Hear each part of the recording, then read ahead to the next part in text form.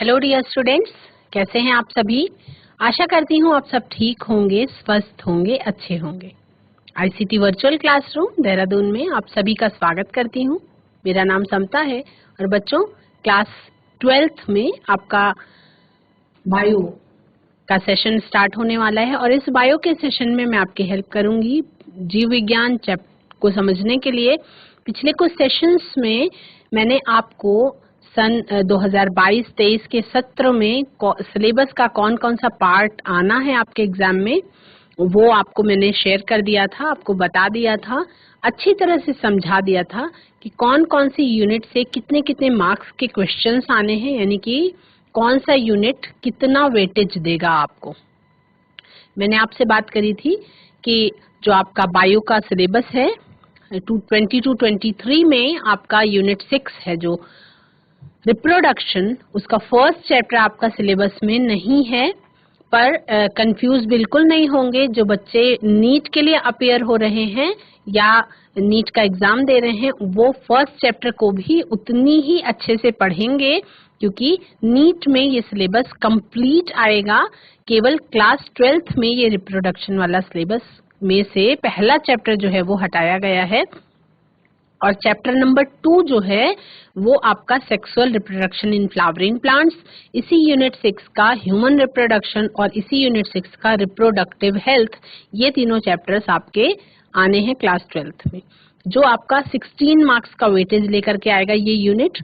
और जो इसके बाद दूसरा वाला यूनिट है यूनिट नंबर 7, उसमें जेनेटिक्स एंड एवोल्यूशन, ये यूनिट से सबसे ज्यादा वेटेज है, इसमें आपके 20 मार्क्स के क्वेश्चन आने हैं एग्जाम में। तो हम पहला यूनिट और दूसरा यूनिट जो कि यूनिट 6 और यूनिट 7 है उस पर उसको बहुत ज्यादा ध्यान से पढ़ेंगे, बहुत ज्यादा अच्छे से समझेंगे। यूनिट्स कठिन नहीं है, बहुत इजी हैं, बस उसके लिए ध्यान से मन लगा के पढ़ने की जरूरत है। क्लास में जो भी आपको कराया जा रहा है उसको आप साथ साथ नोट करते चलेंगे, अपने नोट्स भी आप साथ साथ बनाते हुए चलेंगे। कहीं कंफ्यूज होने पर आप चैट के माध्यम से या हैंड रेज के माध्यम से पूछ सकते हैं और कहीं भी कोई परेशानी होने पर उसके सॉल्यूशन के लिए हम लोग यहाँ पे हैं ही। आज की क्लास में हम चलेंगे स्मार्ट बोर्ड की तरफ और चैप्टर नंबर 2 अपना देखेंगे sexual reproduction in flowering plants. Class 12th का चैप्टर नंबर 2 है sexual reproduction in flowering plants, यानी कि पुष्पीय पौधों में लैंगिक जनन। ये जो चैप्टर है इसमें आपको पुष्पीय पौधों में लैंगिक जनन की प्रक्रिया के बारे में पूरा पढ़ना है। तो हम सभी, जैसे पुष्पीय पौधों में लैंगिक जनन की प्रक्रिया होती है फूलों के द्वारा, यानी ये जो फ्लावर्स हैं यही रिप्रोडक्शन में हेल्प करते हैं, लेकिन इन फूलों का हमारे जीवन में भी बहुत ज्यादा महत्व है, सिग्निफिकेंस है, हमारे लिए बहुत महत्वपूर्ण है। ये फूल हमारे किसी भी भाव को दर्शाने के लिए हम फूलों का यूज करते हैं। क्या हम भाग्यशाली नहीं हैं कि प्लांट्स जो हैं वो सेक्सुअल रिप्रोडक्शन करते हैं? प्लांट्स सेक्सुअल रिप्रोडक्शन करते हैं, इसीलिए हमको वैरायटी के फूल जो है सदियों से अभी तक मिलते आ रहे हैं। अनेक प्रकार के फूल जिन्हें हम लगातार देखते हैं, सूंघते हैं, जिनकी महक हमें अच्छी लगती है, जिनके रंग की खूबसूरती हमको आकर्षित करती है, ये सभी बातें सेक्सुअल रिप्रोडक्शन में हेल्पफुल होती हैं। जो भी फूलों का अस्तित्व है, लैंगिक जनन की प्रक्रिया या जनन की प्रक्रिया किसी भी जीव के अस्तित्व को बनाए रखने के लिए जरूरी होती है। तो फ्लावर्स में भी जो ये जनन की प्रोसेस है, रिप्रोडक्शन की प्रक्रिया है, ये फूलों के अस्तित्व को बनाए रखने में सहायक है ना। तो फूलों का अस्तित्व जो है बच्चों वो केवल फूलों के लिए ही नहीं है, फूलों का अस्तित्व तो मनुष्यों के लिए भी है, हमारे लिए है। अगर हम मंदिर में फूल अपने भगवान को चढ़ाना चाहते हैं तो उसके लिए फूल का होना जरूरी है, और फूल का होना तभी संभव है जब उसमें रिप्रोडक्शन की प्रोसेस होगी, यानी फूल नया फूल बनाएगा। सभी फ्लावरिंग प्लांट्स में सेक्सुअल रिप्रोडक्शन पाया जाता है और हमने क्लास 11th में ही पढ़ लिया था क्लासिफिकेशन में कि जितने भी फ्लावरिंग प्लांट्स होते हैं वो एंजियोस्पर्म्स की कैटेगरी में आते हैं। तो अगर हम इन्फ्लोरेसेंस पुष्पक्रम, फ्लावर्स और फ्लावर्स के पार्ट्स की स्ट्रक्चर की डाइवर्सिटी पर नजर डालेंगे तो हम एडॉप्टेशन की एक अमेजिंग रेंज को दिखाते हैं। सेक्सुअल रिप्रोडक्शन के जो एंड प्रोडक्ट्स होते हैं वो क्या होते हैं? फ्रूट और सीड। फूल जो है वो बनता ही केवल इसलिए है ताकि उस पेड़ में फूल और फल और बीज लग सके, है ना। तो फ्लावर क्या है? एक फैसिनेटिंग ऑर्गन ऑफ एंजियोस्पर्म्स है। फ्लावर जो है वो एक फैसिनेटिंग ऑर्गन ऑफ एंजियोस्पर्म्स है, यानी कि sexual reproduction in flowering plants को हम ये भी समझ सकते हैं सेक्सुअल रिप्रोडक्शन इन एंजियोस्पर्म्स। क्या समझ सकते हैं? Angiosperms, sexual reproduction in angiosperms. जैसा कि आप सभी देख रहे हैं, sexual reproduction in flowering plants, आप स्क्रीन में देख रहे हैं अलग अलग प्रकार के विभिन्न सुंदरता वाले फूल जो है वो आपको दिखाई पड़ रहे हैं। ये जो इतने सुंदर फूल हैं, इनका मनुष्यों से यानी कि हमसे, आपसे बहुत ही निकट का संबंध है, बहुत इंटीमेट रिलेशनशिप रहा है फूलों का और मनुष्यों का। पुराने समय से ही, प्राचीन काल से ही मनुष्य जो है वो सौंदर्य के लिए फूलों का यूज करता है। आप सभी ने देखा सबके घरों में, बाग बगीचे में फूलों वाले पौधे होते हैं। क्यों? क्योंकि ये हमारे घरों में सजावट करने के काम आते हैं, हमारे घरों की सजावट में ये हेल्पफुल होते हैं। ये सोशल गैदरिंग्स में अपने भाव को दर्शाने के लिए भी फूल इस्तेमाल होते हैं। जन्म से लेकर के मृत्यु तक हर जो सामाजिक संरचना में, हर कार्यक्रम में फूलों का उपयोग होता रहा है। चाहे हम अपने प्रेम को दर्शाना चाहें, चाहे हम अपनी दोस्ती को दर्शाना चाहें, चाहे हम शांति को दर्शाना चाहें, चाहे हम अपनी श्रद्धांजलि देना चाहें किसी को, चाहे हम अपनी श्रद्धा भगवान के प्रति समर्पित करना चाहें, सबके लिए मीडियम, जो माध्यम है, वो कौन बनता है? फूल। अगर किसी की मृत्यु हो गई है तो उसको श्रद्धांजलि देने के लिए भी हम फूल का इस्तेमाल करते हैं। अगर हम किसी के घर जाते हैं और किसी को खुशी के मौके पर कुछ उपहार स्वरूप देना चाहें तो भी हम बुके देते हैं। किसी का स्वागत करने के लिए हम फूलों के गुलदस्तों का प्रयोग करते हैं। और अगर कोई नौजवान, कोई जवान सेना के बॉर्डर पे शहीद हो तो उसको श्रद्धांजलि देने के लिए भी हम फूलों का इस्तेमाल करते हैं। यानी फूलों के लिए कोई बंधन नहीं है। फूल हर प्रकार के कार्यक्रम में मनुष्यों के द्वारा इस्तेमाल किए जाते रहे हैं। तो फूलों से हमारा संबंध जो है वो बहुत गहरा है ना। अलग अलग तरीके के फूल अलग अलग समय पे इस्तेमाल किए जाते हैं। जैसे अगर कहीं युद्ध विराम की घोषणा करनी हो तो सफेद रंग के फ्लावर्स का आदान प्रदान होता है, क्योंकि सफेद रंग जो है वो शांति का प्रतीक है। अगर हमें किसी के साथ अपनी मित्रता के रिश्ते को शो करना है, मित्रता की भावना को शो करना है, तो हम पीले रंग के फूलों का आदान प्रदान करते हैं। अगर हमें किसी के साथ प्रेम को समर्पित करना है, उसको शो करना है, तो हमें लाल रंग के फूलों का आदान प्रदान हम करते हैं। यानी रंगों का फूलों से क्या रिश्ता है और उन फूलों का मनुष्यों से क्या रिश्ता है, ये बहुत ज्यादा इम्पोर्टेंट है। ये आपको ऑर्नामेंटल, सोशल, रिलीजियस और कल्चरल महत्व में ये उपयोगी रहा है। तो मनुष्य जैसे कि हम हैं, आप हैं, हम सभी अपने लव को, अफेक्शन को, हैप्पीनेस को, शोक को एक्सप्रेस करने के लिए फ्लावर को एज अ सिंबल यूज करते हैं। तो जो ये फूल होता है बच्चों, ये किस चीज से बनता है, कैसे बनता है? देखो, सबसे पहला पॉइंट कि फूल पौधे में तभी आएंगे जब पौधा जो है वो जनन योग्य हो जाएगा। यानी कि अगर एग्जाम्पल के तौर पे आप देखें तो जैसे हम आम के पेड़ की बात करें, मान लीजिए हम एक आम के पेड़ की बात करते हैं, तो आम के पेड़ में फल आता है, एंजियोस्पर्म की ही कैटेगरी में आएगा क्योंकि वो पुष्पीय पौधा है। उसमें जब फल बनते हैं, सबसे पहले आम में क्या लगती है? बौर।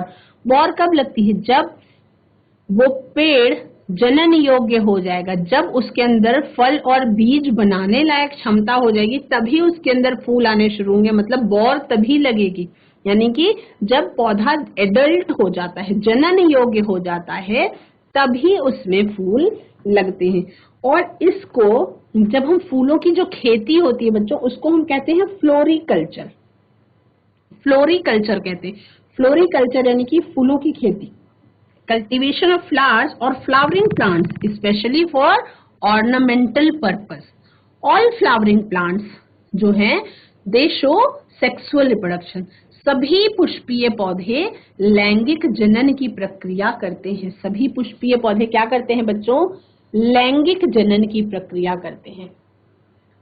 सभी पुष्पीय पौधे लैंगिक जनन की प्रक्रिया करते हैं।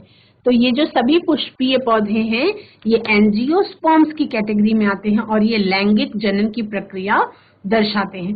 अब लैंगिक जनन की प्रक्रिया कब होगी? जब पौधा रिप्रोडक्शन करने योग्य हो जाएगा, यानी कि जनन योग्य हो जाएगा, तब वो रिप्रोडक्शन की प्रोसेस को परफॉर्म करेगा। और उस रिप्रोडक्शन की प्रोसेस को परफॉर्म करने के लिए पौधे के पास होते हैं फ्लावर्स। क्या होते हैं? फ्लावर्स यानी कि पुष्प। तो जो ये फूल होते हैं they are the sites of sexual reproduction.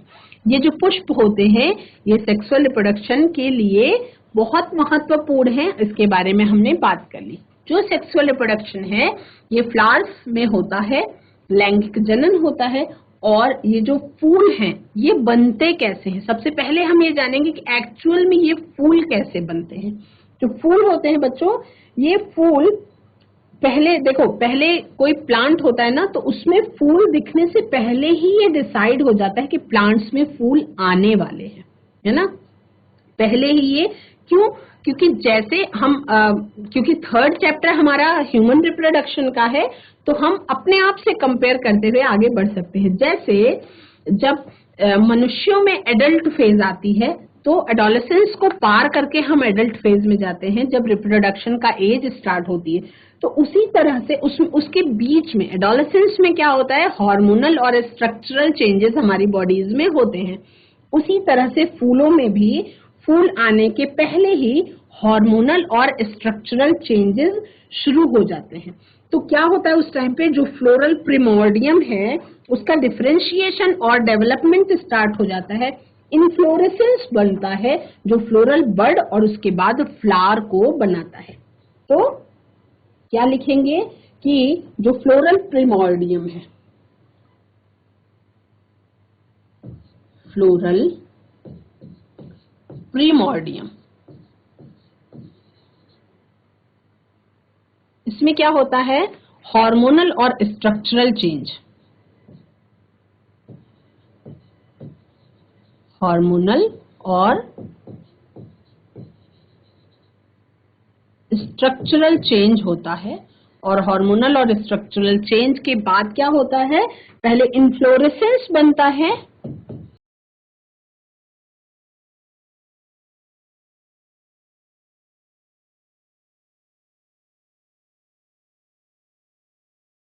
उसके बाद क्या बनता है? बड बनती है और उसके बाद बन जाते हैं फ्लावर। फ्लावर बन जाते हैं। तो ये जो फ्लोरल प्रिमोर्डियम है जहां से फूल बनना शुरू होता है, ये जो फूल है बच्चों ये तने का ही संघनित रूप होता है। जैसे एक तना है उसमें दूर दूर ये सारी चीजें लगी हुई होती हैं और जब वो कंडेंस होता है, हार्मोनल और स्ट्रक्चरल चेंज आता है उसके अंदर, तो फिर वो पुष्पक्रम में, कली में और उसके बाद पुष्प में परिवर्तित हो जाता है ना। तो फ्लावर में मेल और फीमेल रिप्रोडक्टिव ऑर्गन्स होते हैं और उसके बारे में आप विस्तार से जानेंगे। Several hormonal and structural changes result in differentiation and development of the floral primordium. Floral primordium का development और differentiation start हो जाता है।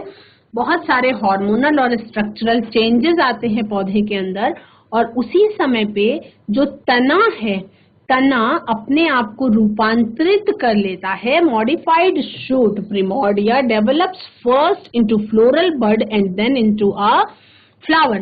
पहले मॉडिफाइड शूट प्रिमोर्डिया जो है वो अपने आप को एक कली के रूप में बदलता है और उसके बाद पुष्प का रूप ले लेता है। तो फूल क्या है बच्चों? फूल जो हैं पुष्प तने का संघनित रूप है।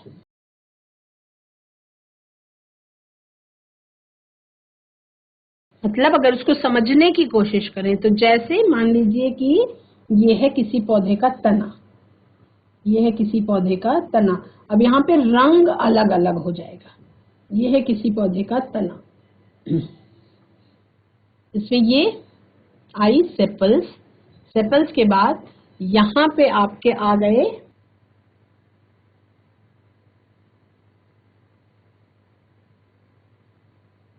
पेटल्स, पेटल्स के बाद फिर यहाँ पे आ गए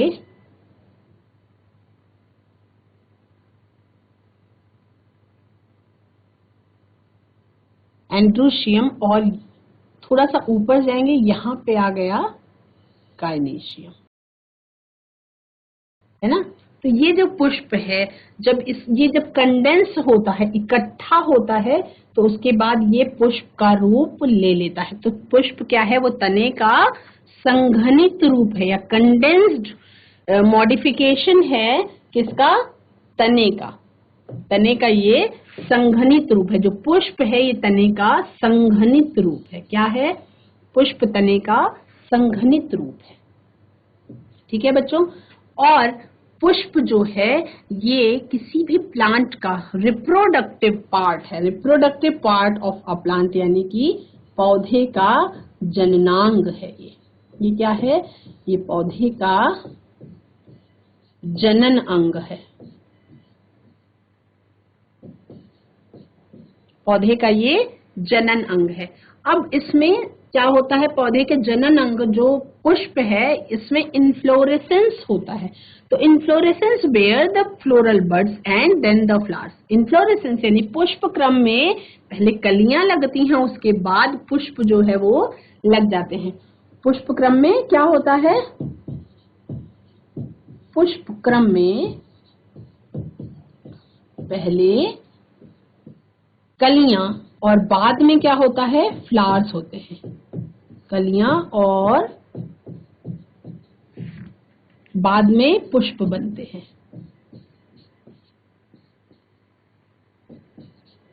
पुष्प बनते हैं।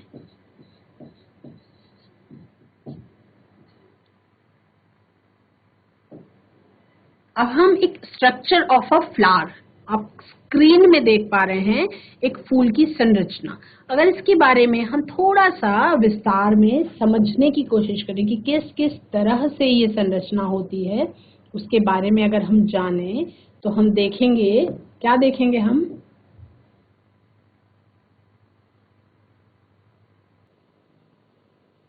बच्चों, जो पार्ट्स ऑफ फ्लावर आप देख रहे हैं स्क्रीन में, स्ट्रक्चर ऑफ अ फ्लावर आपको देखना है। इससे सबसे पहले हम क्या देखेंगे? फूल की संरचना के बारे में देखेंगे। तो इसमें हम क्या देख रहे हैं कि आपका एक नीचे की तरफ, यहाँ पे नीचे की तरफ क्या होता है?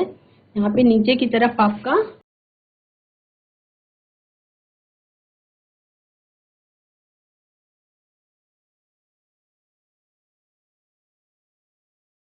तरीके का स्टॉक होता है, और उसके बाद ऊपर क्या होता है? ऊपर आपका होता है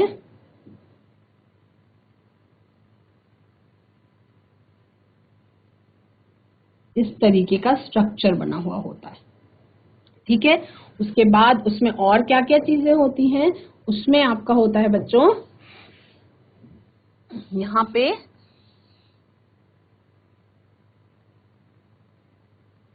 ये होता है जो मेन आपका पार्ट है, रिप्रोडक्टिव पार्ट, वो यही है। इसके बारे में हमें पढ़ना है। तो ये क्या है? ये आपका बीच में क्या होगा, हम उसके बारे में अभी आगे बात करेंगे। ठीक है। यहाँ पे क्या होता है? यहाँ पे कुछ पत्तियां होती हैं,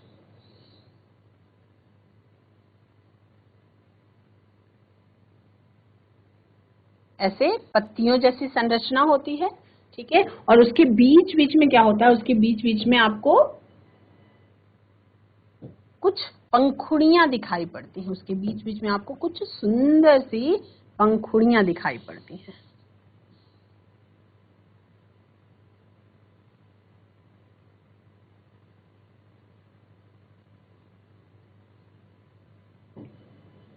ये जो सुंदर सी पंखुड़ियां हैं बच्चों, ये क्या है? ये हैं पेटल्स, जैसा कि आप स्क्रीन में देख रहे हैं। ये क्या है? ये है सेपल। ये क्या है? ये है आपका एंथर। अगर हम बात करें तो ये क्या है? ये है आपका एंथर।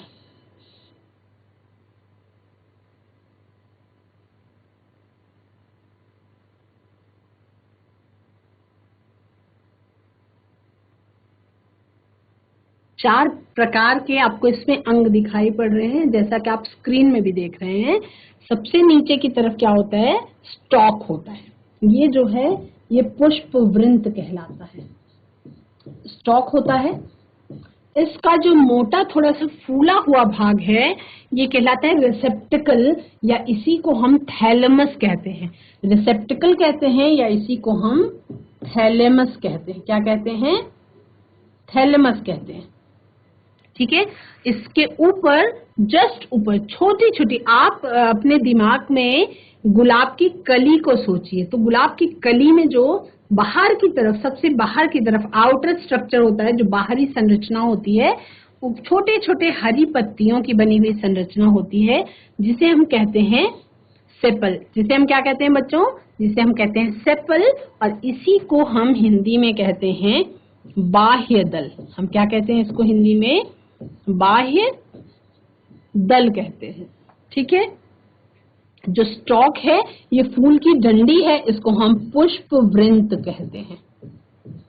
पुष्प वृंत कहते हैं। ठीक है।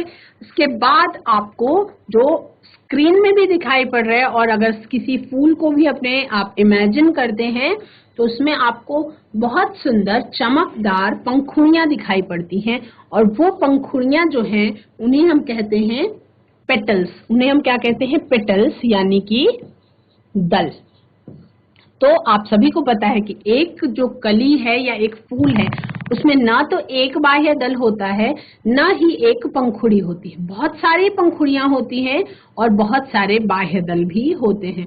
तो बाह्य दलों के ग्रुप को, यानी कलेक्टिवली बाह्य दल को हम क्या कहते हैं? कलेक्टिवली हम बाह्य दल के ग्रुप को बाह्य दल पुंज कहते हैं। बाह्य दल पुंज कहते हैं। और दल के ग्रुप को हम क्या कहते हैं? दल पुंज कहते हैं। यानी बहुत सारी पंखुड़ियां अगर इकट्ठी हैं तो उनको हम दल पुंज कहते हैं। जो एक टिपिकल एंजियोस्पर्मिक फ्लावर होता है उसमें 4 चक्र होते हैं, और ये 4 चक्र जो है वो आपके फूल के 4 भाग होते हैं। तो आप पार्ट्स ऑफ फ्लावर देख रहे हैं, डायग्रामेटिक रिप्रेजेंटेशन देख रहे हैं किसी भी फूल के लॉन्गिट्यूडिनल सेक्शन का, या एलएस देख रहे हैं किसी भी फ्लावर का। इसमें जो सेपल होता है बच्चों, ये आपका कैलिक्स कहलाता है। कलेक्टिवली सेपल को हम क्या कहते हैं? कलेक्टिवली सेपल को हम कैलिक्स कहते हैं। और कलेक्टिवली पेटल को हम क्या कहते हैं? कोरोला कहते हैं। सेपल को हम कैलिक्स कहते हैं और पेटल को हम कोरोला कहते हैं। ये है आपका सेपल और कोरोला है आपका पेटल। तो क्यों हमने सेपल्स और पेटल्स लिख दिया? क्योंकि एक सेपल को हम सेपल कहते हैं और बहुत सारे सेपल्स को हम कैलिक्स कहते हैं। एक पेटल को हम पेटल कहते हैं और बहुत सारे पेटल्स को हम कोरोला कहते हैं। अब बात आती है एंड्रोशियम और गाइनीशियम की, जो क्या है? जो मुख्य चक्र हैं। अब टिपिकल फ्लावर हैज 4 वॉल्स, 4 चक्र होते हैं, और 4 चक्रों में 2 सहायक चक्र होते हैं और 2 नेसेसरी वॉल्स होते हैं या आवश्यक चक्र होते हैं। तो कैलिक्स और कोरोला जो है वो जनन की प्रक्रिया में सहायक होते हैं, लेकिन जो एंड्रोशियम और गाइनीशियम है यानी कि पुंकेसर और स्त्री केसर है, ये जनन की प्रक्रिया में भाग लेते हैं, है ना। तो फ्लावर का स्ट्रक्चर आप लोगों ने बहुत अच्छे से जान लिया। फ्लावर में 2 स्ट्रक्चर आपने जान लिया। सबसे नीचे पुष्पवृंत होता है, उसके ऊपर थैलेमस या फूली हुई संरचना रेसेप्टिकल होती है, और उससे जुड़ी हुई ओवरी होती है जो थोड़ा सा फूली हुई संरचना है। उससे निकलते हैं बहुत सारे एंथर्स, बहुत सारे क्या निकलते हैं, स्टेमेंस, पुमंग निकलते हैं, और जिनको कलेक्टिवली हम एंड्रूशियम कहते हैं, और पिस्टल निकलता है जिसे हम गायनीशियम कहते हैं। अब पिस्टल की अलग अलग पार्ट्स होते हैं। एंथर जो स्टेमन है ये भी दो भागों में बटा हुआ होता है, जिसे हम एंथर और फिलामेंट दो अलग अलग भागों में देखते हैं। और हम बात करते हैं जब पिस्टल की, तो इसमें तीन भाग होते हैं, वर्तिकाग्र, वर्तिका और अंडाशय, यानी स्टिग्मा, स्टाइल और ओवरी।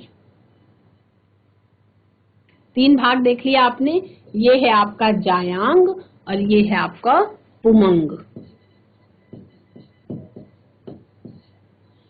ठीक है, पुमंग के दो भाग होते हैं, एंथर और फिलामेंट। अब हम बात करेंगे जो दो सहायक चक्र होते हैं। हमने बात करी किसकी, चार चक्र होते हैं, दो सहायक चक्र प्लस दो आवश्यक चक्र।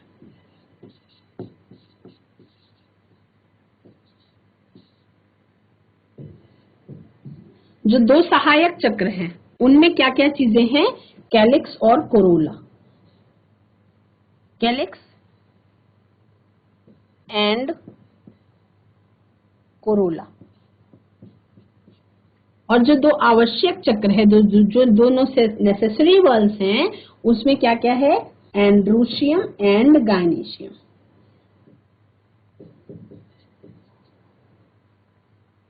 और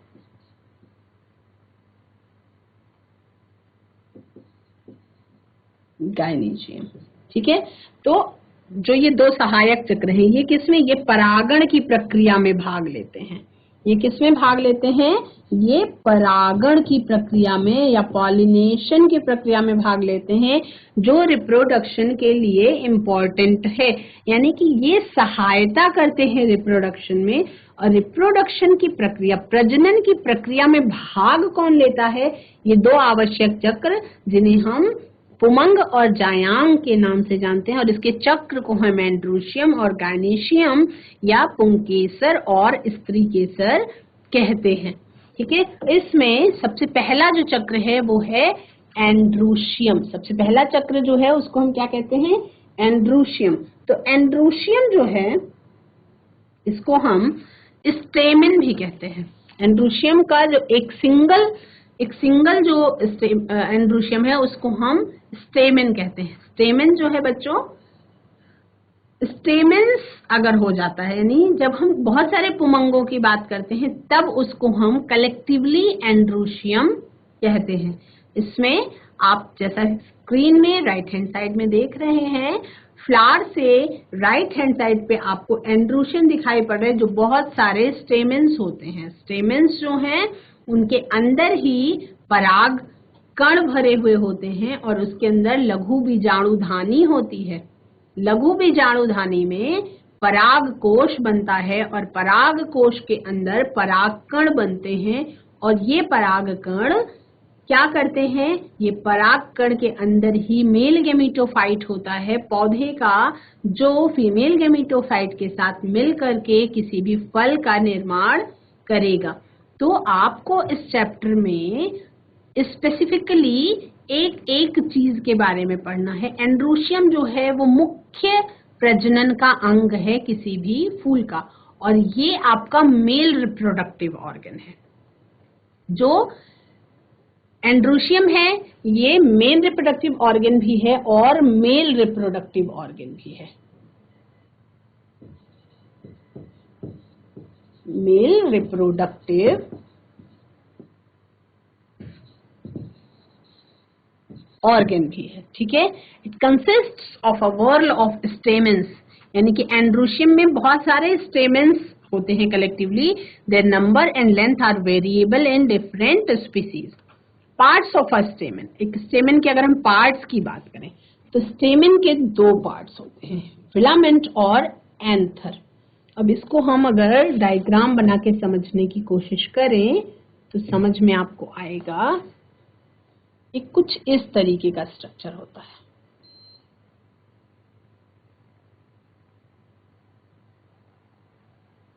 किस तरीके का स्ट्रक्चर होता है?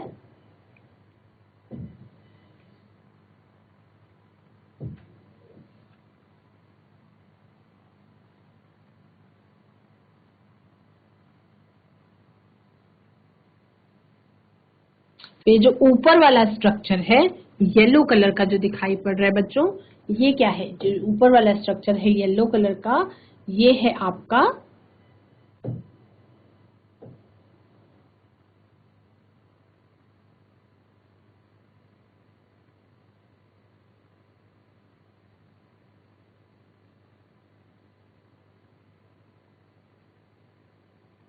एंथर, और जो नीचे आपको तंतु जैसी संरचना दिखाई पड़ रही है वो है फिलामेंट।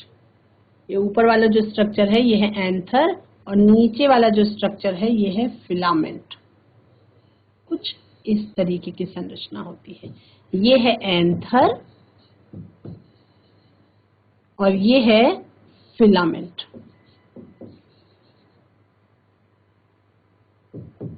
ठीक है, अब इसको अच्छे से समझेंगे। दो भाग ही आपको आपकी नेकेड आई से दिखाई पड़ते हैं। इसके अंदर के भागों को हम समझने के लिए थोड़ा सा आगे बढ़ेंगे। हम क्या देखेंगे कि स्टेमेन को अगर हम देखते हैं तो स्टेमेन जो है ये एक डिफरेंट सी संरचना होती है। जैसा कि आप स्क्रीन में देख पा रहे हैं, ये एक स्टेमेन का पार्ट है। ये क्या है? ये एक स्टेमेन है जो आपको स्क्रीन में दिखाई पड़ रहा है। ये स्टेमेन, जिसे हम क्या कहते हैं? पुमंग कहते हैं। इसके दो भाग होते हैं, एंथर और फिलामेंट। दो भाग होते हैं।